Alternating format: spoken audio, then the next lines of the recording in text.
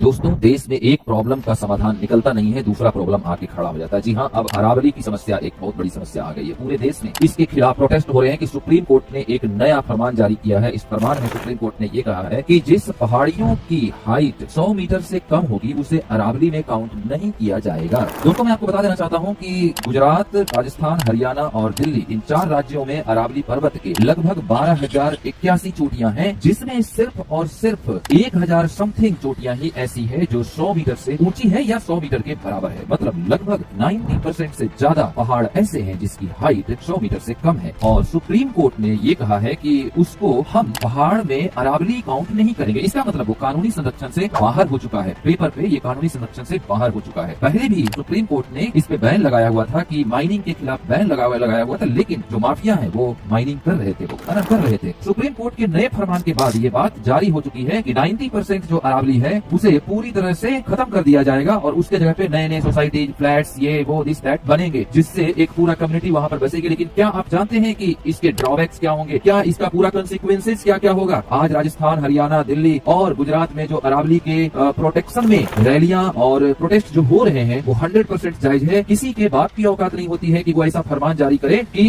Natural चीजों को कि इतने अगर होंगे तो आप बौना साबित होंगे, इतने हाइट पे होंगे तो फिर वो आप लंबे साबित होंगे। पर्वत होता है वो 100 मीटर से छोटा हो या 100 मीटर से ज्यादा हो, अगर इसको नहीं रोका गया तो दोस्तों दिल्ली और एनसीआर पूरी तरह रेगिस्तान में बदल जाएगा। दिल्ली में AQI का लेवल जो अभी 800 है, जो गवर्नमेंट से नहीं संभल रहा है, संभाले नहीं संभल रहा है, ये 2000 से भी ऊपर भाग जाएगा। मतलब दिल्ली और एनसीआर रहने लायक बिल्कुल नहीं रहेगी, टीले बन जाएंगे दिल्ली के अंदर रेगिस्तानों के। तो ये बिल्कुल जायज है। जबकि वन एवं पर्यावरण मंत्री, जो केंद्रीय वन एवं पर्यावरण मंत्री है भूपेंद्र यादव, वो अपनी दलीलें दे रहे हैं कि अंदर से नापी जाएगी, पहाड़ों के जो बेस है वहाँ से 100 मीटर नापे जाएंगे। ठीक है मंत्री जी, देखिए आप इस तरह से जो है वो लोगों को भरमा नहीं सकते हैं। और क्या कर रहे थे कि कुछ यूट्यूबर इसमें कंफ्यूजन क्रिएट कर रहे हैं। शायद आपको पता होना चाहिए कि आप मिनिस्ट्री के पोस्ट पे भले हों, लेकिन बहुत सारे यूट्यूबर्स जो है वो आपसे ज्यादा नॉलेज रखते हैं इन चीजों को बताने के लिए। तो दोस्तों, मैं आपको बता देना चाहता हूँ कि इसमें प्रोटेस्ट बिल्कुल जारी रखें तब तक जब तक सरकार अपना फैसला वापस न ले ले। सुप्रीम कोर्ट में इसमें फिर से पहल होनी चाहिए कि आप किस बेसिस पे इस पॉइंट को आपने रखा कि 100 मीटर से कम होगा उसको अरावली नहीं माना जाएगा। आपने उससे कंसिक्वेंसेस को जाना है कि क्या अगर इन सभी 90% पहाड़ियों को हटा दिया जाए तो फिर क्या हाल होगा गुजरात और राजस्थान का? राजस्थान के उदयपुर का क्या हाल होगा? सबसे ज्यादा तो उदयपुर की चिंता है कि क्या हाल होगा। दोस्तों, इस देश में अडानी और अंबानी को सब कुछ बेच देने की जो प्रथा डेवलप हुई है मोदी के राज में, इस मोदी को सबसे पहले भगाना होगा। ठीक है, क्योंकि ये वो कपूत है जो देश की सारी संपत्तियां किसी एक बेटे के नाम कर दे रही है। और वो बेटा जो कह रहा है कि हम इतना ज्यादा रोजगार दे रहे हैं हिंदुस्तान को, कितना ज्यादा रोजगार दे रहे हो, 1 लाख रोजगार दे रहे हो, 2 लाख रोजगार दे रहे हो। हिंदुस्तान की आबादी 150 करोड़ की है, तुम्हारे बस की बात नहीं है कि तुम हिंदुस्तान को रोजगार दे सकते हो। तो सबसे पहले इस बीजेपी और मोदी को हटाना पड़ेगा, इसके बाद बात की जाएगी कि हाँ क्या आगे करना है। लेकिन अभी सबसे पहले सुप्रीम कोर्ट में एक अपील जारी करनी पड़ेगी कि ये फैसला जो है फिर से एक बार सोच समझ करके फरमान जारी किया जाए। बीजेपी के नेताओं के ऊपर प्रेशर बनाना शुरू करना चाहिए।